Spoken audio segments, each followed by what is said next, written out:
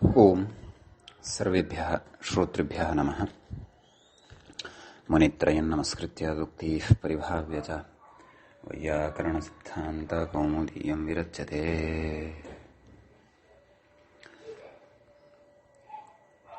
गतपाठे अस्माभिः यद्यत् पठितं तदेकवारं स्मरामः। गतपाठः अस्माकं 40 पाठः अभूत्। तस्मिंश्च पाठे अस्माभिः बहुव्रीहि प्रकरणं समाप्तिं प्रति नीतम्। तत्र च संख्यायाः अल्पीयस्याः इति वार्तिकस्थः विचारः सम्पूर्णतया अस्माभिः विहितः। किञ्च द्वित्राः 12 इति उदाहरणद्वयस्य तत्र संगतिः कृता। द्वन्द्वेपि अयं नियमः भवति इति भाष्य युक्तिपूर्वकम् अस्माभिः विचारितं कैयटनागेश व्याख्या प्रामाण्य पुरस्सरम्। ततः वार्तिकं पठितं वा प्रियस्य तस्य गुडप्रियः प्रियगुडः इति विकल्पेन उदाहरणद्वयं दृष्टं। ततः वार्तिकं पठितं गड्वादेः परासप्तमी इति तस्य गडुकण्ठः इत्यादीनि रूपाणि दृष्टानि। क्वचिन्न इत्यपि दृष्टं, वहे गडुः इत्यपि भवति। ततः सूत्रं पठितं निष्ठा। तस्य निष्ठा इति सूत्रे अपि एकं वार्तिकं जातिकालसुखादिभ्यः परा निष्ठा वाच्या सारङ्गजग्धी मासजाता सुखजाता इत्यादीनि उदाहरणानि दृष्टानि। एषा व्यवस्थापि प्रायिकत्वं भजते इति कृत्वा कृतकटः पीतोदकः इत्यादिषु तत्र क्तान्तं पूर्वमेव भवति कृतकृत्यः इतिवत्। वस्तुतः निष्ठा इति सूत्रस्य उदाहरणं तु कृतकृत्यः इति। वार्तिकेन सा निष्ठा परा भवति इति उच्यते। ततः अन्तिमं सूत्रं पठितं वाहिताज्ञादिषु इति। तत्र आहिताग्निः गणः पठितः। आहिताग्निः अज्ञाहितः इति रूपद्वयं साधितं। ततश्च प्रहरणार्थेभ्यः परे निष्ठा सप्तम्यौ इति वार्तिकमपि पठितम्। अन्तिमं वार्तिकं बहुव्रीहि समास प्रकरणस्थम्। तेन अस्युज्यतः दण्डपाणिः विवृतासिः इत्यादीनि उदाहरणानि अस्माभिः चर्चितानि। एवञ्च बहुव्रीहि समासः समाप्तिं गतः। इदानीं वयम् अग्रिमं प्रकरणं प्रविशन्तः स्मः। समासेषु तत्र चतुर्थः समासः भवति द्वन्द्वसमासः इति।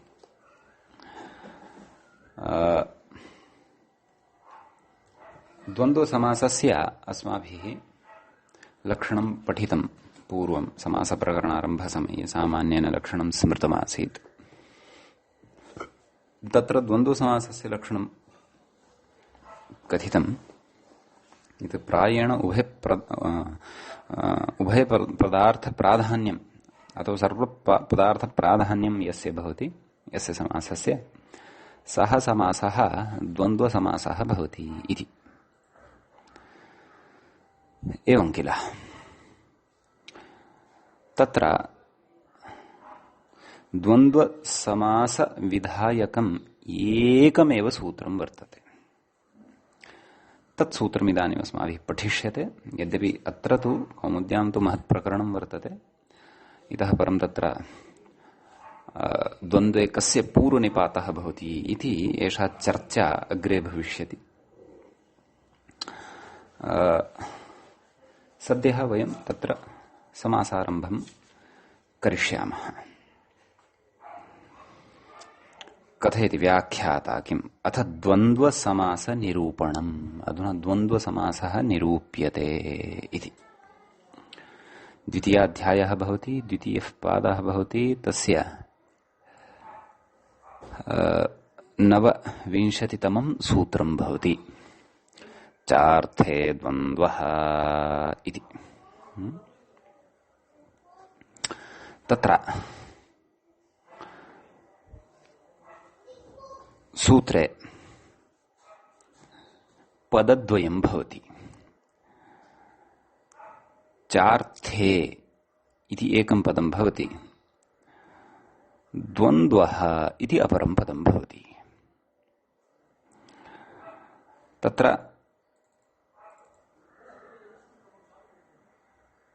कथयति सुबामन्त्रते इत्यतः सुप् इति अनुवर्तते। किं तत् सूत्रं? सुबामन्त्रते पराङ्गवत्स्वरे इति अस्ति खलु। अतः ततः सुप् इति अनुवर्तते। अन्यत् किम् अनुवर्तते तत् कथयति अनेकमन्यपदार्थे इत्यस्मात् सूत्रात् अनेकम् इत्यनुवर्तते। अन्यपदार्थे इति तु नानुवर्तते। समीचीनं। सः विषयः बहुव्रीहेः एव भवति। तत्र चार्थे इत्यस्मिन् पदे विग्रहः अपि अस्माभिः चर्चनीयः वर्तते। कथं तस्य विग्रहः कर्तव्यः इति चेत् चस्य अर्थः चार्थः षष्ठी तत्पुरुषः अस्ति। तस्मिन् चार्थे इति व्याख्याता अग्रे कथयति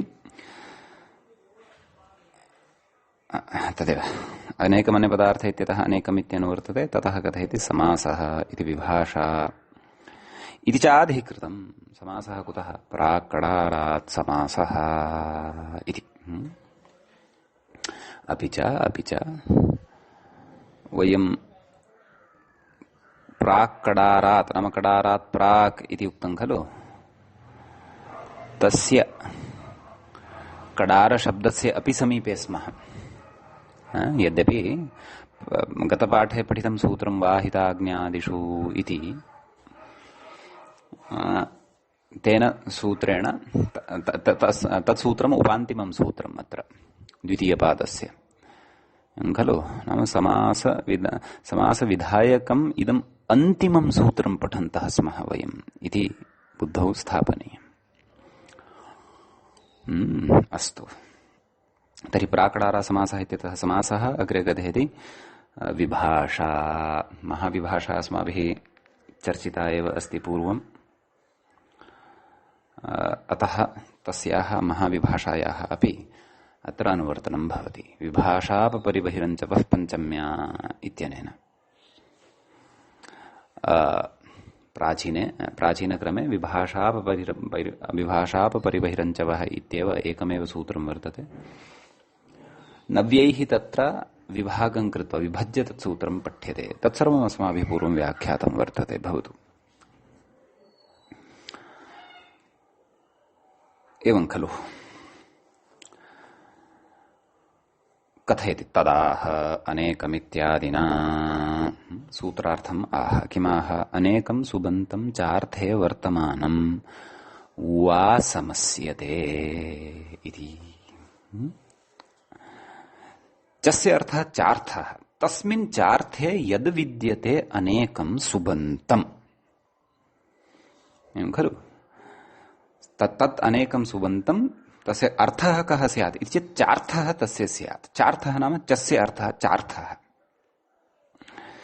तस्मिन् वर्तमानम् अनेकं सुबन्तं वा समस्यते। विभाषा इति सामर्थ्य इति अधिकारात् अयमर्थः लभ्यते। वा इति विकल्पेन समस्यते। सः द्वन्द्वः इति कथयति अग्रे। सः द्वन्द्वसमासः भवति इत्यर्थः। एवं खलु। तर्हि जिज्ञासा जायते। का जिज्ञासा जायते? को नाम चार्थः। चकारस्तु श्रुतः व्यवहृतोऽपि बहुधा। वयं सामान्ये संस्कृतसम्भाषणाख्ये व्यवहारे चकारस्य पर्याप्तं प्रयोगं कुर्मः। परन्तु चकारस्य अर्थः कः वस्तुतः इति चेत् सः अर्थः अधुना कथ्यते। इति चेत् महाभाष्यादीनां ग्रन्थानां स्वारस्यं पुरस्कृत्य ऋषिभिः तत्र ये चार्थाः चत्वारः अनुमताः सन्ति तान् चार्थान् पुरस्कृत्य अग्रिमां पंक्तिं पठति। किं पठति पश्यन्तु। समुच्चयान् वाचयेतरेतरयोगसमाहाराश्चार्थाः इति। प्रथमः चार्थः समुच्चयः। प्रथमस्य चार्थस्य किं नाम समुच्चयः। द्वितीयः चार्थः, द्वितीयस्य चार्थस्य नाम किम् अन्वाचयः इति। तृतीयः चार्थः तस्य नाम किम् इतरेतरयोगः। चतुर्थः चार्थः तस्य नाम किम् समाहारः। समुच्चयश्च अन्वाचयश्च इतरेतरश्च इतरेतरयोगश्च समाहारश्च। समुच्चयान् वाचयेतरेतरयोगसमाहाराः सन्ति चार्थाः। अस्मिन् पदेपि द्वन्द्वसमासः एव अस्ति, यद्मूले या पङ्क्तिः उक्ता। नाम इमे चार्थाः भवन्ति। एवं खलु। तर्हि अस्तु, एते चत्वारः अर्थाः सन्ति, परन्तु को नाम समुच्चयः, को नाम अन्वाचयः, कश्च नाम इतरेतरयोगः, कश्च नाम समाहारार्थः, कश्च नाम समाहारः इति विषयः यदा भवति स्पष्टः, ततः परं खलु तत्र चार्थो नाम कः इति विषयः स्पष्टतां याति। अतः इदानीं ग्रन्थकारः एकम् एकम् अपि चार्थं विवृणोति। व्याख्यातारं पश्यन्तु किं कथयति। तत्र समुच्चयन् निर्वक्ति इति। नाम समुच्चयाख्यं चार्थं निर्वक्ति अथवा समुच्चयार्थस्य चार्थस्य निर्वचनं करोति इत्यर्थः। किं कथयति। परस्पर इति एकस्मिन् इति मूले द्रष्टव्यं। किमुक्तवान्। परस्पर निरपेक्षस्य अनेकस्य एकस्मिन् अन्वयः समुच्चयः भवति।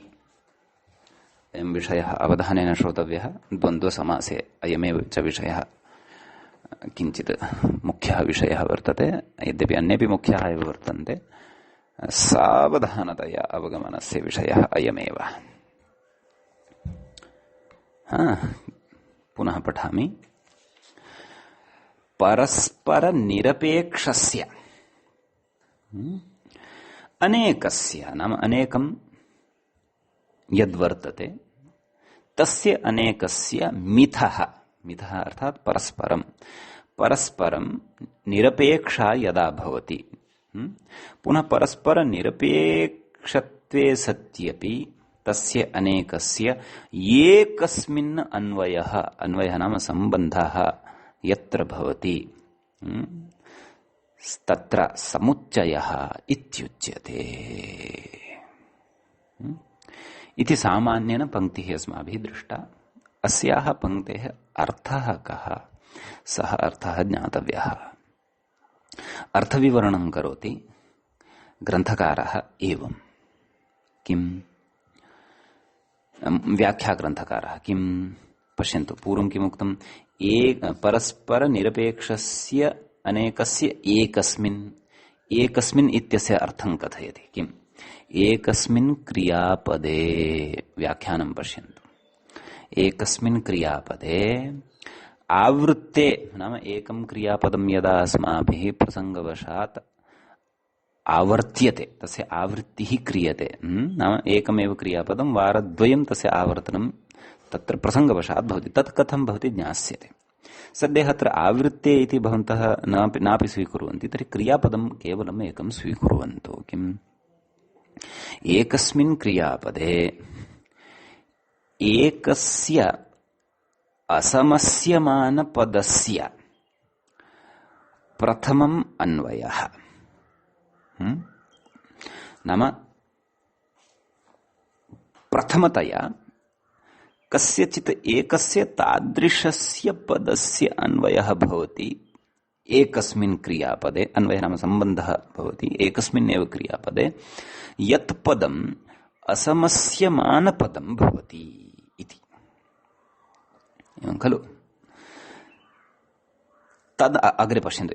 एतावन्तं विषयम् अवधानेन बुद्धौ स्थापयन्तु। अपेक्षितं चेत् पुनः पुनः पठन्तु, पुनः पुनः श्रुत्वा अथवा ध्वनिं पौस् कृत्वा पङ्क्तौ गभीरं चिन्तनं कृत्वा ततः परम् अग्रे प्रविशन्तु। अग्रे किं कथयति पश्यन्तु। तदनन्तरम् अन्यस्य अन्वयः यत्र किं कथ्यते? तदनन्तरम् अन्यस्य अन्वयः यत्र, यत्र नाम तस्मिन् एव एकस्मिन् क्रियापदे इत्यर्थः। चिन्तयन्तु, एकं वाक्यम् अस्ति, तस्मिन् वाक्ये तत्र पदद्वयं नामपदं वर्तते, एकं पदं क्रियापदं वर्तते। तद्वाक्यम् अस्माभिः अग्रे अवलोकयिष्यते, अचिरादेव अवलोकयिष्यते। तत्र एकं यत् क्रियापदं वर्तते तस्मिन् एकस्मिन् पदे आदौ प्रथमस्य पदस्य अन्वयः भवति, तदनन्तरं यद्वितीयं पदम् अथवा अन्यं पदं तत्र वर्तते तस्मिन् वाक्ये, तस्य अन्यस्यापि पदं यदा तस्मिन् क्रियापदे भवति सः अन्वयः, सः सम्बन्धः केन कारणेन भवति? तत्र पठितेन च शब्देन भवति, च इति पदेन भवति अथवा च इति अव्ययेन भवति। तत्र सः समुच्चयः इत्युच्यते। तत्र समुच्चयः चार्थः इत्यर्थः। अग्रे पश्यन्तु, तत्र समुच्चयः चार्थः इत्यर्थः। एषा पङ्क्तिः अस्माभिः सामान्येन पठिता, सामान्येन बुद्धौ अवधारिता, अवधृता। इदानीं विनियोगः कर्तव्यः। कथम्? उदाहरणं दर्शयति अग्रे। किं कथयति पश्यन्तु। यथा ईश्वरं गुरुञ्च भजस्व इति। ईश्वरः अस्ति, गुरुः अस्ति, तस्य ईश्वरस्य तस्य गुरोः च भजनं कुरु इति कस्यचित् कृते उच्यमानं वर्तते। किमपि किञ्चन वाक्यं वर्तते। पश्यन्तु, ईश्वरं गुरुञ्च भजस्व। अत्र क्रिया का इति चेत् भजनक्रिया वर्तते। भज धातोः लोट् लकारे मध्यमपुरुषे एकवचनम् अस्ति। अपि च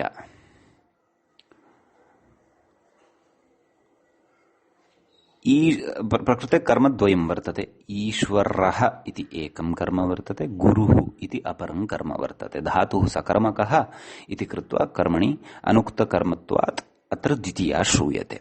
सः विषयः अस्माभिः कारकेषु स्पष्टः कृतः वर्तते। तर्हि अत्र पश्यन्तु, पूर्वं या पङ्क्तिः उक्ता तां पश्यन्तु। एकस्मिन् क्रियापदे प्रकृते एकमेव क्रियापदं वर्तते। आवृत्य तस्य आवर्तनं क्रियते। नाम ईश्वरं भजस्व गुरुम् अपि भजस्व इति। ईश्वरं भजस्व गुरुञ्च भजस्व। एवं रीत्या यदा बोधः आहत्य बोधः वाक्यस्य जायते तदा क्रियापदस्य आवर्तनं भवति। यद्यपि क्रियापदम् एकमेव सत्यं, तर्हि कथयति एकस्य असमस्यमानपदस्य, असमस्यमानं पदं यद् वर्तते किम्? ईश्वरम् इति प्रथमम् अन्वयः। नाम प्रथमतया तस्य सम्बन्धः भवति। क्वा भजस्व इति क्रियायाम्। इदानीं गतपङ्क्तिम् आदाय प्रकृते अस्मिन् उदाहरणे सङ्गतिं कुर्वन् अस्मि इति बुद्धौ स्थापयन्तु। अस्तु, प्रथमतया सम्बन्धः भवति, समीचीनम्। अग्रे कथयति तदनन्तरम् अन्यस्य अन्वयः। तर्हि अन्यः कः? तत्र अन्यत् किं पदं? गुरुम् इति कर्मपदं यत् श्रूयते तस्य अन्वयः तस्मिन् भजस्व इति एकस्मिन् एव क्रियापदे भवति। एतादृशी स्थितिः यत्र भवति सा स्थितिः अपि च सः अन्वयः उभयोः पदयोः अन्वयः एकस्याम् एव क्रियायाम् यदा जायमानं भवति येन कारणेन च जायमानं भवति कस्य कारणेन जायमानं भवति चकारस्य कारणेन जायमानं भवति तत्र एतादृश प्रसंगे पठ्यते यः चकारः तस्य चकारस्य अर्थः भवति समुच्चयः इति अयं विषयः बुद्धौ स्थापनीयः। अतः अत्र उभयोः प्रकृते चकारस्य अर्थः वर्तते समुच्चयः, नाम एकस्मिन् एव क्रियापदे तत्र उभयोः अपि समुच्चयः क्रमेण भवति, अन्वयः क्रमेण भवति, सम्बन्धः वा क्रमेण भवति इति। एतं विषयम् एव स्फुटीकुर्वन् अग्रे कथयति। किं कथयति? तत्र हि च शब्दयोगात्, नाम अस्मिन् वाक्ये, कस्मिन् वाक्ये? ईश्वरं गुरुं च भजस्व इति एतादृशवाक्ये अथवा अस्मिन्नेव वाक्ये च शब्दयोगात् गुरोः ईश्वर सापेक्षत्वम्। समीचीनम्। गुरुः यः वर्तते सः ईश्वरस्य सापेक्षत्वं भजते। तस्मिन् गुरोः तस्य गुरोः ईश्वर सापेक्षत्वं वर्तते वाक्यस्य बोधार्थम् अथवा क्रियायाम् अन्वयार्थम्। इदानीं मूले यः यल्लक्षणमुक्तं समुच्चयस्य तदपि बुद्धौ स्थापयन्तु। किं? परस्परनिरपेक्षस्य अनेकस्य एकस्मिन् अन्वयः परस्परं निरपेक्षा स्यात्। अतः प्रकृते गुरोः ईश्वर सापेक्षत्वं तु अस्ति, परन्तु अग्रे कथयति। किं कथयति? न तु ईश्वरस्य गुरु सापेक्षत्वम्। किन्निमित्तं? भजन क्रियार्थम्। कुतः इति चेत् तस्य चकारयोगाभावात्। तस्य चकारेण सह योगः नास्ति। कस्य? ईश्वरः इति पदस्य इत्यर्थः। चकारेण योगः कस्य वर्तते? गुरोः वर्तते। अतः गुरुः ईश्वर रूपिणः कर्मणः अपेक्षां तु करोति, परन्तु ईश्वरः गुरुरूपिणः कर्मणः अत्र अपेक्षां न करोति, भजन क्रियायाम् अन्वयार्थम् अथवा सम्बन्धार्थम् इत्यर्थः। अतः तच्च कथं? यतः चकारयोगः गुरुशब्देन सहैव वर्तते, ईश्वरशब्देन सह नास्ति। अतः पश्यन्तु, यल्लक्षणम् आरब्धं। किं? परस्परनिरपेक्षस्य। प्रकृते एकस्य अपेक्षा भवतु नाम, परन्तु अपरस्यापि अपेक्षा अस्ति इति नास्ति खलु। गुरुः, तत्र गुरोः ईश्वरसापेक्षत्वं स्यात् नाम, परन्तु ईश्वरस्य गुरुसापेक्षत्वं नास्ति। तत्र ईश्वरम् इति पदेन सह चकारयोगाभावात्। एवं खलु। अतः परस्परं मिथः अत्र निरपेक्षत्वमेव वर्तते। मिथः नाम परस्परं नाम उभयोः द्वयोः अपि यदि सापेक्षत्वं भवति, अपेक्षत्वं भवति, तदा सापेक्षत्वं वक्तुं शक्यते। परन्तु उभयोः कस्यचित् एकस्य तत्र अपेक्षत्वं नास्ति, सापेक्षत्वं नास्ति, तर्हि निरपेक्षत्वम् एव अस्ति इत्यर्थः। सापेक्षत्वं निरपेक्षत्वं च कुतः? क्रियायाम् अन्वयार्थं, क्रियायां सम्बन्धार्थम्। समीचीनं। यथा युगपत् उभयोः अपि कर्मणोः क्रियायां सम्बन्धः खलु अपेक्षितः, स च चकारयोगेण समुद्भवति। चकारयोगेण सह अन्वयः अत्र लभ्यते। कथयति? अत एव अत्र एकः एव च शब्दः प्रयुज्यते इति। क्व? समुच्चयादिषु। समुच्चयस्य तत्र इदं लक्षणं भवति। समुच्चये अत्र समुच्चयः अस्ति वा न वा इति चेत् चकारः द्रष्टव्यः, चकारः परिशीलनीयः। एतत्र एकः एव चकारः, तर्हि तत्र समुच्चयः वर्तते। तस्य चकारस्य अर्थः समुच्चयार्थः वर्तते इति। यतः सः चकारः येन सह योगः वर्तते तस्य समुच्चयं तु करोति, परन्तु अन्यस्य अपि समुच्चयं करोति। नाम ईश्वर इत्याख्य ईश्वरादिकस्य अन्यस्य अपि कर्मणः समुच्चयं कृत्वा संग्रहं कृत्वा भजनक्रियायां तस्य अन्वयं कारयति इत्यर्थः। समीचीनम्।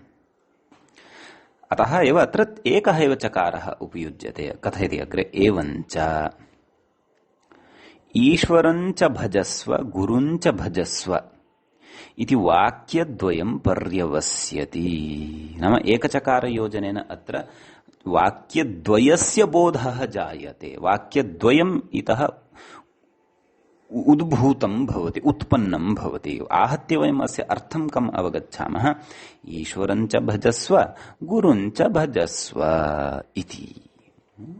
एतद्वाक्यद्वयोत्पत्तौ प्रकृते समुच्चयार्थे पठितः यः एकः चकारः ईश्वरं गुरुञ्च भजस्व इत्यत्र, सः चकारः एव कारणं भवति इत्यर्थः।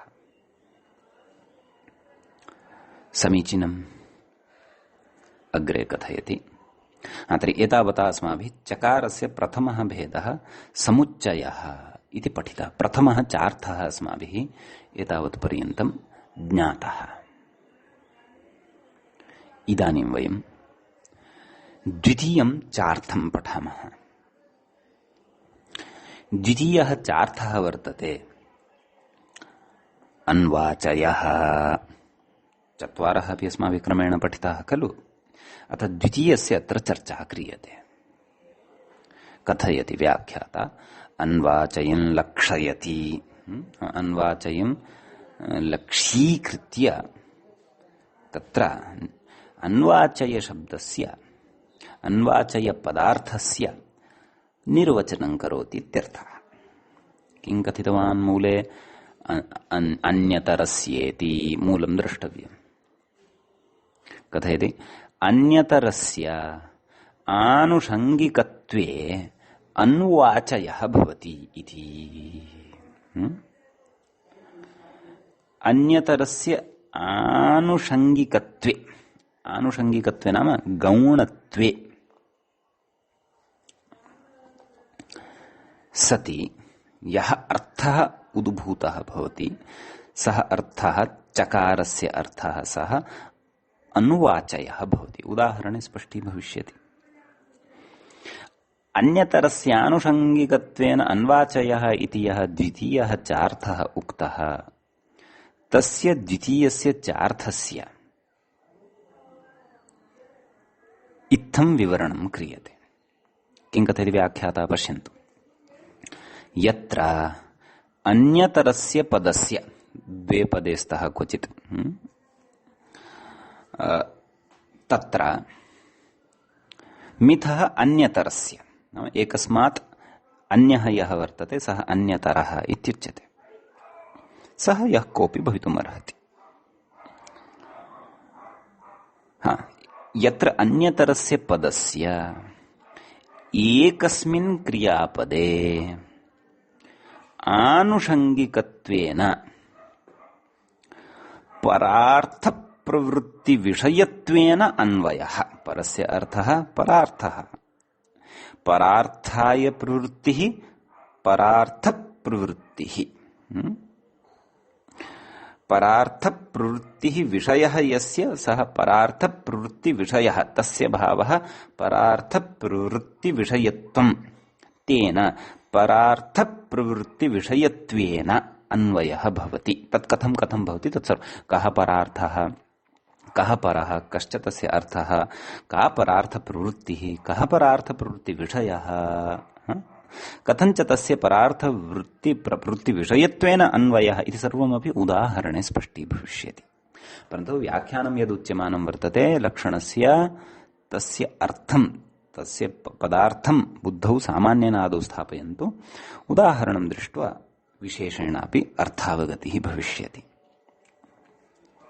एवञ्च किं कथयति, यत्र अन्यतरस्य पदस्य एकस्मिन् क्रियापदे आनुषङ्गिकत्वेन परार्थ प्रवृत्ति विषयत्वेन अन्वयः इति एकस्य तत्र एकस्मिन् क्रियापदे कस्यचित् अन्यतरस्य विषये उच्यमानं वर्तते।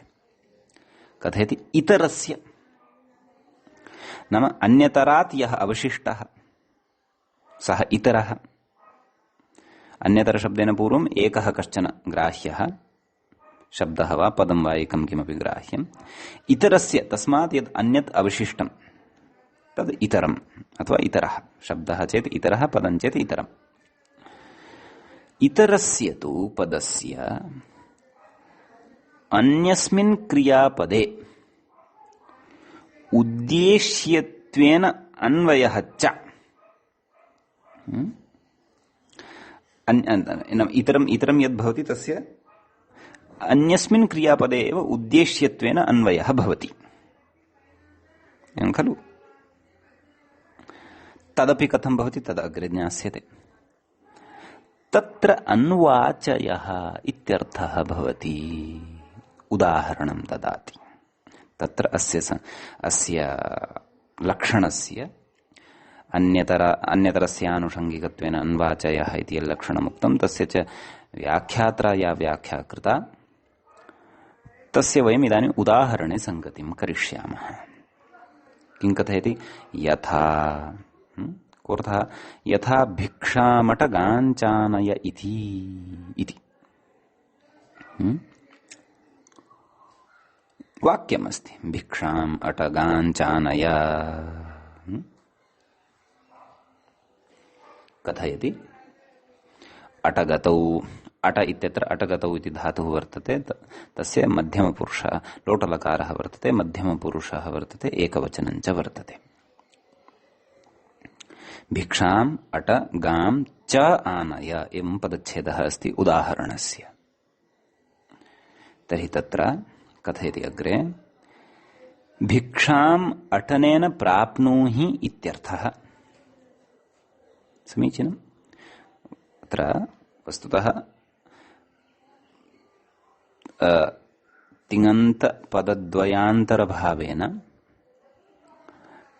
वाक्यद्वयस्य अवगमनं भवति। भिक्षाम् अट अपि च गां चानय, परन्तु च इत्यस्य किं तत्र प्रयोजनं, कः तत्र तेन अर्थः बोध्यते चेत् अन्वाचयः इत्याख्यः एव अर्थः बोध्यते, परन्तु सः अन्वाचयः कः इति खलु अस्माभिः पठ्यमानं वर्तते, तद् द्रष्टव्यम्। अतः भिक्षाम् अटनेन प्राप्नुहि इति एकः अर्थः भिक्षाम् अट इत्यस्य। कथयति भिक्षाम् अट, एवं रीत्या वदति। कः? गुरुः वदति, गुरुकुले माणवकं कथयति, भिक्षाम् अट तदा गौः सङ्गता चेत् तामपि आनय इति। मुख्यं कार्यं तव किं? भिक्षाटनं कर्तव्यं वर्तते, परन्तु भिक्षाटनसमये आश्रमस्य गौः या चरणाय त्यक्ता वर्तते अस्माभिः ग्रामे अथवा ग्रामस्थभूमौ सा चरन्ती या वर्तते, सा सङ्गता चेत्, सङ्गता नाम सा लब्धा यदि मार्गे, तर्हि तामपि आनय भोः इति। आनय इति क्रियापदमपि आङ् उपसर्गपूर्वकस्य प्रापणेति धातोः लोटलकारे मध्यमपुरुषे एकवचने भवति, एवं खलु? कथयति न तु गवानयने, गोः आनयने ऐदम्पर्येण प्रयतितव्यम् इति, ऐदं प्राथम्येन इति स्याद् वा इति, इदम्परः न ऐदम्पर्येण सम्यगेव अस्ति।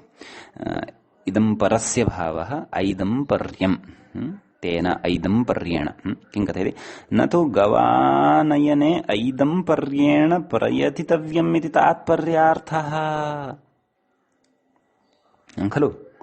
भिक्षा त्वया अटनीया अस्ति, परन्तु भिक्षाटनसमये यदि गौः लब्धा तर्हि ताम् अपि गाम् अत्र आनय इति। तर्हि कः अन्वाचयः अत्र कथम् अवगन्तव्यम् इत्येतत् पुनः पृष्ठे गन्तव्यम्।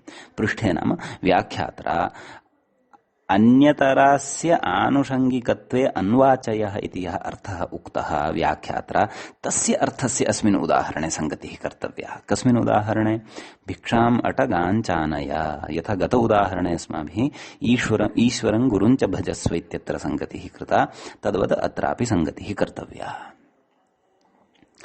तर्हि तस्य अर्थं पश्यन्तु। इतः आरब्धवान् आसीत् खलु, यत्र अन्यतरस्य पदस्य एकस्मिन् क्रियापदे खलु आनुषंगिकत्वेन परार्थप्रवृत्तिविषयत्वेन अन्वयः, इतरस्य तु पदस्य क्रियापदे उद्देश्यत्वेन अन्वयः, तत्र अन्वाचयः। तर्हि पश्यन्तु, अत्र भिक्षाम् अटगाम् आनयः, भिक्षाम् अटगाम् आनय इत्यत्र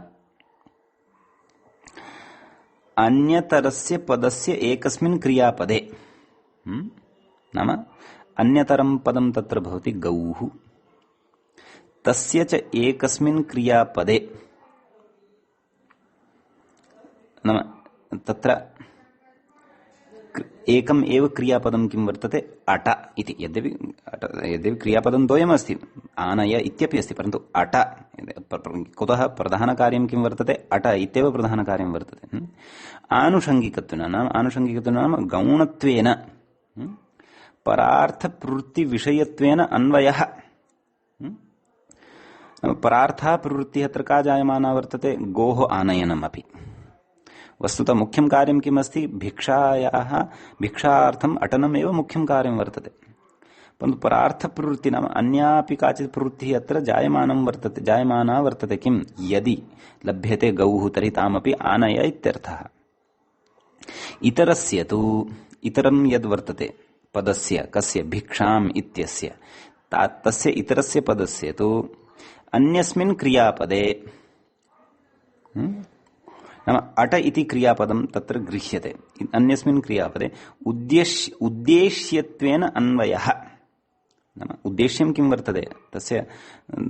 ततः तस्मै या आज्ञा दत्ता वर्तते अट इति, तस्य उद्देश्यं किं वर्तते? भिक्षार्थम् अटनीयम् इति।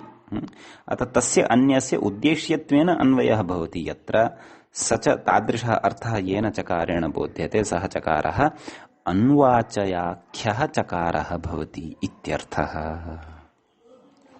एवं खलु? नाम सरलतया यदि कथयामि तर्हि प्रकृते मुख्यं, यत्र मुख्यं कार्यं यदुच्यते तस्य मुख्यकार्यस्य निष्पादनवेलायां गौणकार्यम् अपि यदि निष्पादितं भवति, तद् गौणकार्यं कर्तव्यमेव इति नास्ति, परन्तु तत् गौणकार्यमपि यदि निष्पादितं भवति, सम्पन्नं भवति, तर्हि तद् गौणकार्यार्थस्य निर्देशः येन चकारेण क्रियते, तस्य चकारस्य प्रकृते अर्थः भवति अन्वाचयः इति। एवं खलु? अतः एतादृशप्रसङ्गे यत्र एकं कार्यं कर्तुं गच्छामः, परन्तु तद् एकं कार्यं यद् भवति तत् कार्यं प्रधानं कार्यमेव भवति, परन्तु एकं प्रधानं कार्यं कर्तुं गच्छामः, परन्तु तत् प्रधानं कार्यं कुर्वन्तः वयं तद् आनुषाङ्गिकत्वेन गौणत्वेन तत्र अन्यदपि कार्यं यदि सम्पादितवन्तः भवामः, तदा तत्र यः एतादृशः अर्थः उद्भवति, कीदृशः अर्थः उत्पन्नः भवति? नाम मुख्यकार्यस्य करणसमये गौणस्यापि कार्यस्य जायमानत्वम् इति एतादृशः अर्थः यदा चकारात् लभ्यमानः भवति, तर्हि सः चकारः तत्र समुच्चयार्थपरः प्रयुक्तः वर्तते इति अस्माभिः अवगन्तव्यं भवति। अत्र तथैव जातं वर्तते। किं? भिक्षाम् अटगाञ्चानय। नाम मार्गे, नाम त्वया तव कार्यं तु अस्ति, भिक्षाटनमेव कर्तव्यं वर्तते, ततः त्वया स्वकीया प्रवृत्तिः नापसारणीया, न च अपकर्तव्या। ततः भिक्षाटन कार्यात् त्वया न विरमणीयम्। परन्तु यदा भवान् भिक्षां स्वीकुर्वन् प्रत्यागमिष्यति, तदा यदि मार्गे त्वया एवमपि आगन्तव्यमेव खलु गुरुकुलं प्रति, यस्मात् स्थानात् भिक्षां स्वीकृत्य त्वं गुरुकुलं प्रति आगमिष्यसि तत्समये तव एवमपि आगमनं भविष्यत्येव। अतः रिक्तः कुतः आगच्छसि? गौः लभ्यते मार्गे चेत् तामपि आनय, गुरुकुलं प्रति आनय इति। अतः एकं कार्यं कर्तुं सः गतः, तत्र आनुषङ्गिकत्वेन गोः अपि तत्र आनयनं भवति। यद्यपि गोः आनयनं न मुख्यं, गौः आनयनं तु आनुषङ्गिकं, नाम गौणत्वं भजते, मुख्यता तु तत्र भिक्षायाः अटनं, भिक्षार्थम् अटनम् एव वर्तते। अतः एतादृशसन्दर्भे एतादृशः अर्थः येन चकारेण लभ्यते, प्रयुक्तेन, वाक्ये प्रयुक्तेन चकारेण लभ्यते, सः चकारः अन्वाचयार्थः चकारः भवति इत्यर्थः। एवञ्च द्वितीयस्य चकारस्य अर्थः अस्माभिः दृष्टः अत्र अन्वाचयः। एवमेव तत्र बहूनि उदाहरणानि भवितुम् अर्हन्ति।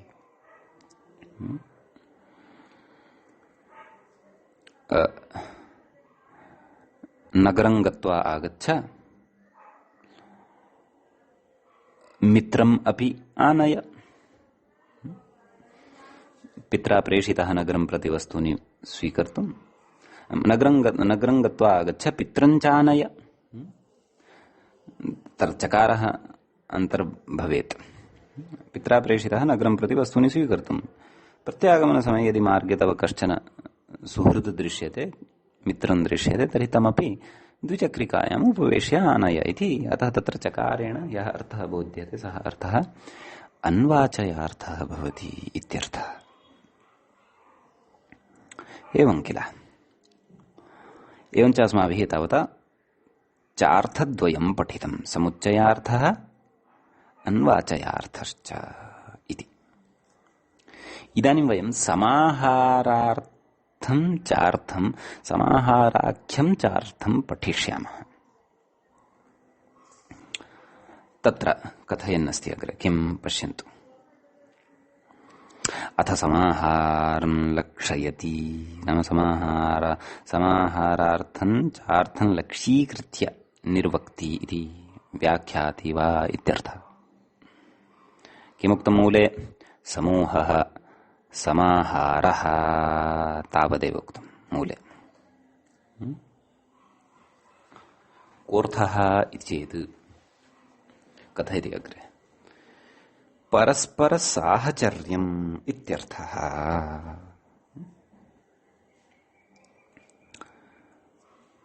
खलु सहचरस्य भावः साहचर्यम् इति भवति। कस्य अर्थः? समूहस्य अर्थः। समूहः नाम समाहारः, अथवा समाहारः नाम समूहः इति। साक्षात् उदाहरति। किम्? यथा संज्ञा परिभाषयोः समूहः संज्ञा परिभाषम् इति। संज्ञा च परिभाषा च संज्ञा परिभाषम् अग्रे वक्ष्यते। इमानि उदाहरणानि सर्वाणि मूले अपि वक्ष्यन्ते खलु। तर्हि तत्र परस्पर साहचर्यं विवक्षितं, उभयोः संज्ञायाः अपि परिभाषायाः अपि समूहः विवक्षितः। अथवा यावत्यः अपि संज्ञाः सन्ति तासां, यावत्यः अपि परिभाषाः सन्ति तासां समूहः विवक्षितः, समाहारः विवक्षितः। समाहारे नपुंसकलिङ्गता भवति, एकवचनान्तता च भवति इति कश्चन विषयः अस्माभिः वारं वारं पुनरपि चर्चितः वर्तते। अत्र द्वन्द्वे अपि विशेषेण अस्माभिः चर्चयिष्यते। एवं खलु।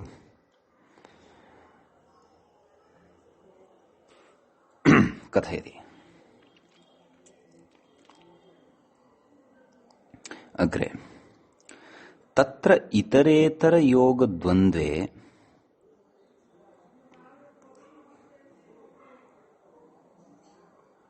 क्षन्तव्यः, अहं तु समाहारं गतवान् साक्षादेव, ततः पूर्वम् इतरेतरयोगः पठनीयः खलु, सः तु मया त्यक्तः। अस्तु, चिन्ता नास्ति, तत्रैव गच्छामः। तृतीयः भेदस्तु इतरेतरयोगः अस्ति, समाहारः नास्ति। अतः एतत् किञ्चित् मम दोषं क्षाम्यन्तु। पृष्ठे गच्छामः। इतरेतरयोगं लक्ष्यति। द्वित्राः पङ्क्तिः अतिक्राम्यां साक्षात् अग्रेव गतः। अस्तु, आदौ इतरेतरयोगं, ततः परं समाहारं, ततः अग्रेव अग्रिमः सिद्धान्तः अवगतः भविष्यति। किं कथयति? अस्तु, इतरेतरयोगविषये पश्यामः। किं कथयति? मिलितानामिति। मूले किमुक्तं? मिलितानाम् अन्वयः इतरेतरयोगः इति। किं कथयति? परस्परापेक्षितानां, मिलितानाम् इत्यस्य अर्थं कथयति। कः व्याख्याता? परस्परम् अपेक्षितानां, परस्परापेक्षितानां समुदितानाम् एकस्मिन् क्रियापदे अन्वयः यत्र तत्र इतरेतरयोगः परस्पर साहचर्यं चार्थः प्रत्येतव्यः इत्यर्थः। एवं खलु? यत्र मिथः अपेक्षितानि भवन्ति यत्र पदानि, अपि च तानि समुदितानि, किम् उक्तवान्? परस्परापेक्षितानां समुदितानां, नाम समुदितानां पदानाम् इत्यर्थः। यत्र बहूनि पदानि भवन्ति तेषु बहुषु पदेषु परस्परं मिथः अपेक्षा भवति, अपि च सर्वेषामपि पदानाम् एकस्मिन् एव क्रियापदे अन्वयः, नाम सम्बन्धः यत्र भवति तत्र इतरेतरयोगः भवति।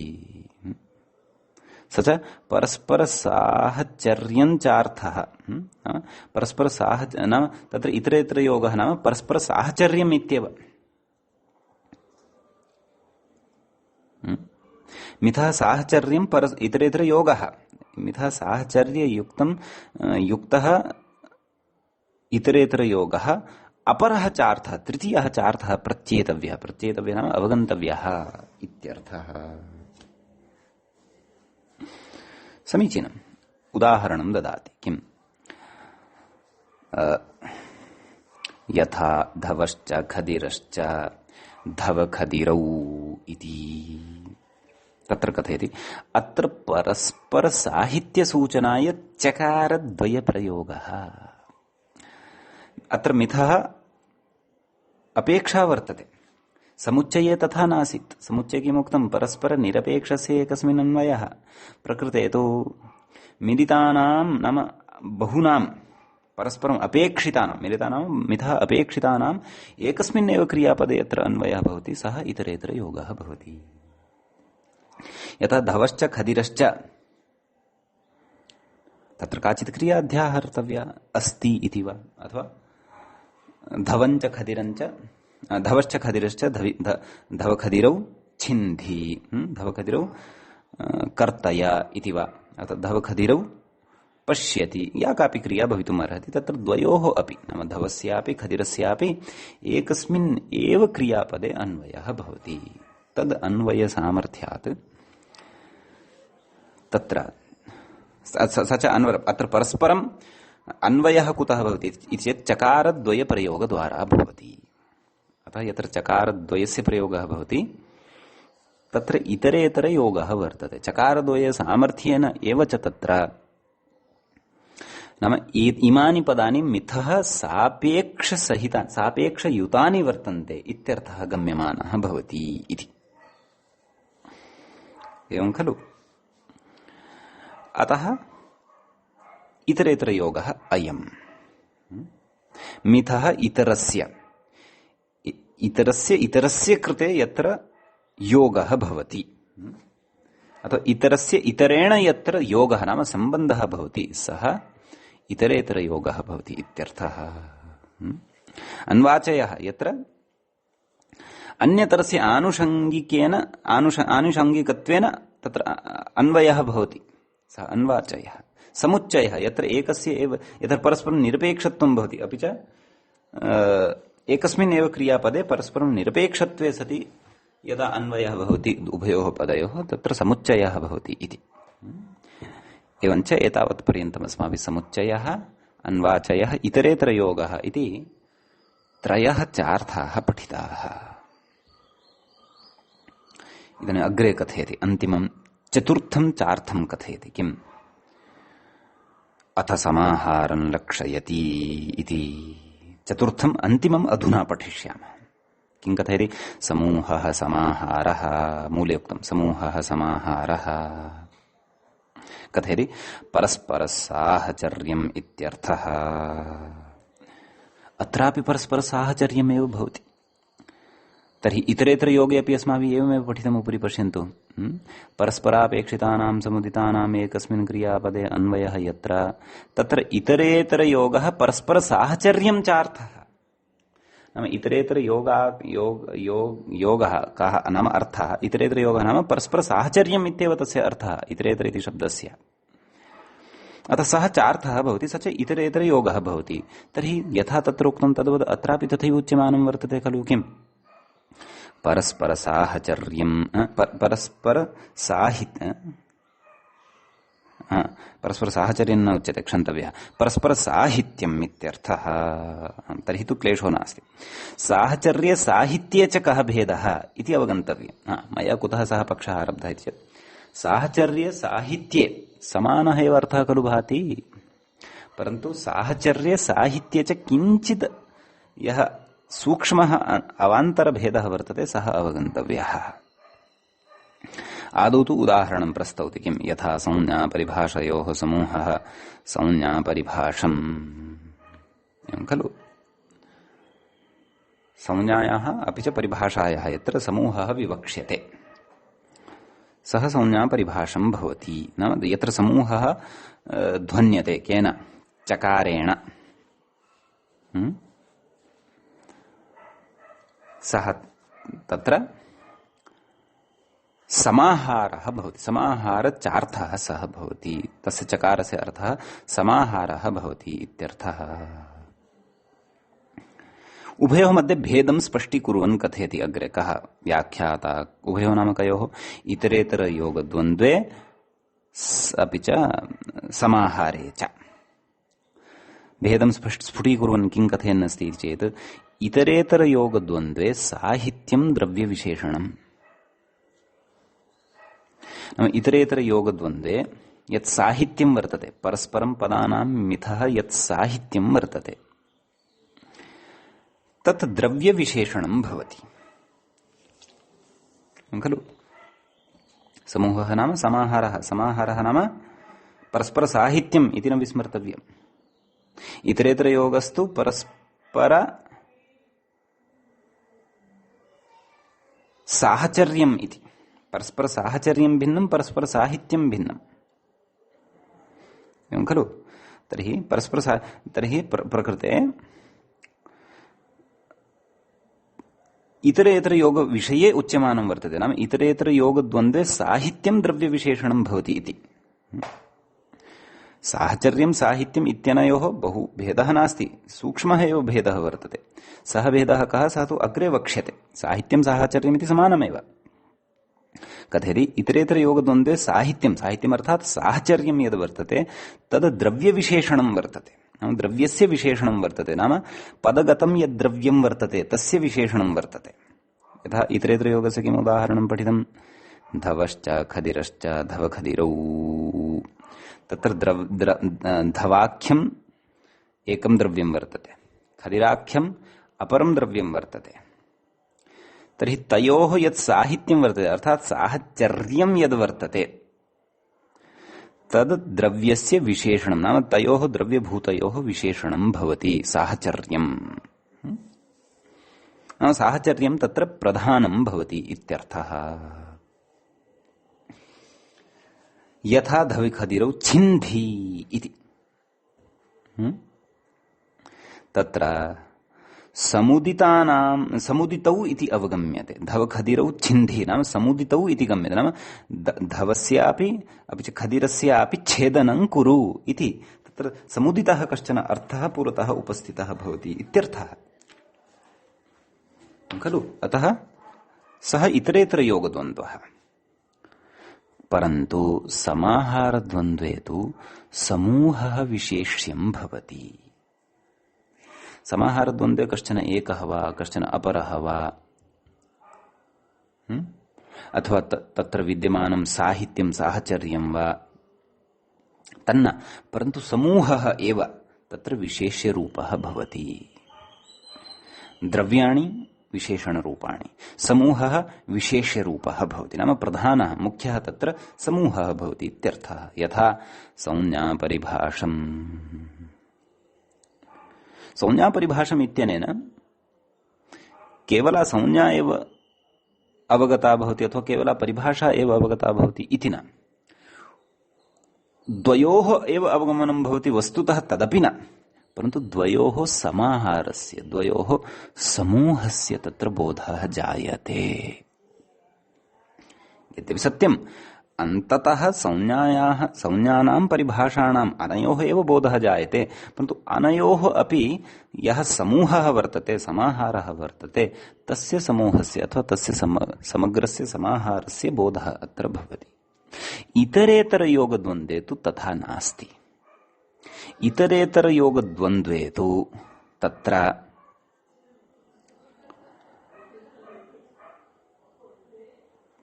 नाम विद्यमानानि यानि पदानि वर्तन्ते तेषु यत् साहचर्यं वर्तते तत् साहचर्यं नाम तत् साहित्यं तत्र द्रव्यविशेषणरूपं भवति। नाम तत्र विद्यमानस्य सर्वस्यापि एकैकस्यापि पदार्थस्य अथवा द्रव्यस्य, यथा द्रवः खदिरः इत्यस्य बोधः भवति इत्यर्थः। तत्र एकैकस्यापि समस्तपदेन बोधः भवति। प्रकृते समस्तपदेन तत्तत् द्रव्यस्य यः समाहारः वर्तते, समूहः वर्तते, तस्य बोधः भवति। इतोपि सरलया रीत्या यदि वक्तव्यं तर्हि इतरेतरयोगः सः यत्र सर्वस्यापि साहित्ये नाम साहचर्ये सति सर्वस्यापि बोधः प्रधानरूपेण जायते। समाहारः नाम यत्र तादृशानि एव द्रव्याणि भवन्ति, नाम तादृशाः एव पदार्थाः भवन्ति, तादृशानि एव पदानि भवन्ति, यथा पदानि इतरेतरयोगद्वन्द्वे भवन्ति, परन्तु समाहारे तत्र तेषां प्राधान्येन अर्थस्य अवगमनापेक्षया समूहस्य नाम यस्मिन् समूहे यस्य समूहस्य निर्माणं तेषाम् अन्तर्भावेन तत्र जातः वर्तते, तस्य समूहस्य बोधः समाहारे भवति। अतः इतरेतरयोगद्वन्द्वे समाहारे च यद्यपि विग्रह तत्र विद्यमानानां शब्दानां यदि वयं स्थितिं पश्यामः तर्हि तत्र तथा भेदः न दृश्यते। यथा संज्ञा च परिभाषा च संज्ञापरिभाषम् इत्येव कथयामः। एवञ्च धवश्च खदिरश्च धवखदिरौ इति कथयामः। उभयत्रापि चकारद्वयं निवेश्यमानं वर्तते। रामश्च घनश्यामश्च रामघनश्यामौ, रामश्च श्यामश्च घनश्यामश्च रामघनश्यामम् इत्यपि कथयामः। एवं खलु? अतः एवं रीत्या तत्र विग्रह स्थितिं दृष्ट्वा साक्षात् तत्र इतरेतरयोगो वा समाहारो वा इति स्फुटतया बोधः न जायते, परन्तु इदं सर्वं विवक्षाधीनं वस्तुतः भवति। यत्र संज्ञायाः परिभाषायाः च समूहविवक्षा वर्तते, समाहारविवक्षा वर्तते, तदा सः चार्थः समाहाराख्यः भवति। यत्र तु समूहविवक्षा नास्ति, परन्तु तद्द्वन्द्वे स्थितानां पदानां पृथक् पृथक्तया अर्थप्राधान्यं सर्वेषामपि यदा स्वीकुर्मः तदा तत्र इतरेतरयोगः भवति इति। साहचर्यं तत्रापि वर्तते, साहचर्यम् अत्रापि वर्तते। एवं खलु? साहचर्यं नाम साहित्यं, पदानां साहित्यं तत्रापि वर्तते, अत्रापि वर्तते। अत्र नाम समाहारे अपि वर्तते, परन्तु समाहारे अयमेव विशेषः यत् समाहारे तत्र समूहः ग्राह्यः भवति। समीचीनम्। अतः यदि यथा इतरेतरयोगे अस्ति धवश्च खदिरश्च, तयोः यदि समाहारः विवक्षितः मया तर्हि धवखदिरम् इति एकत्वेनैव तत्र अस्माभिः प्रयोगः कर्तव्यः। एवं खलु? अतः एते चत्वारः चार्थाः भवन्ति। एतान् चतुरः चार्थान् वयं सम्यक्तया अद्य बुद्धौ स्थापयामः। व्याख्यात्रा चर्चितानि यानि उदाहरणानि तानि मूले अपि चर्चयिष्यन्ते। एवं खलु? मूले इमानि उदाहरणानि, व्याख्यात्रा मूलादेव इमानि उदाहरणानि स्वीकृतानि वस्तुतः एवं वक्तव्यम्। परन्तु मूले यानि प्रदत्तानि सन्ति उदाहरणानि, अपि च ये चर्चिताः अद्य अस्माभिः चत्वारः चार्थाः, तेषु चतुर्षु अपि चार्थेषु कः कः चार्थः समासम् अर्हति, कः कः चार्थश्च समासं नार्हति इति एतं विषयं वयं श्वस्तन अग्रिमे पाठे विचारयिष्यामः। अद्य तावत् एतान् चतुरः चार्थान् एव आत्मसात् कुर्मः। कथम् अनयोः मध्ये कः सूक्ष्मः भेदः अस्ति, अधिक महान् भेदः नास्ति, सूक्ष्मः एव। क्वचित् क्रियायां परस्परं मिथः अन्वयः भवति, क्वचित् पृथक् पृथक् अन्वयः भवति, अन्वये सति अपि क्वचित् सापेक्षत्वं भवति, क्वचित् निरपेक्षत्वं भवति, क्वचित् साहित्ये सति पृथक् पृथक् सर्वेषामपि अर्थप्राधान्यं भवति, क्वचित् साहित्ये अथवा साहचर्ये सत्यपि तत्र समूहस्य एव अर्थप्राधान्यं भवति इति एतान् विषयान् पुरस्कृत्य भवन्तः अद्य एतान् चतुरः अपि चार्थान् सम्यक्तया बुद्धौ अवधारयन्तु। श्वः वयम् अग्रिमान् विचारान् पठिष्यामः। भवतु मङ्गलम्। मुनित्रयं नमस्कृत्य तदुक्तिः परिभाव्य च वैयाकरणसिद्धान्त कौमुदीयं विरच्यते। शुभदिनम्।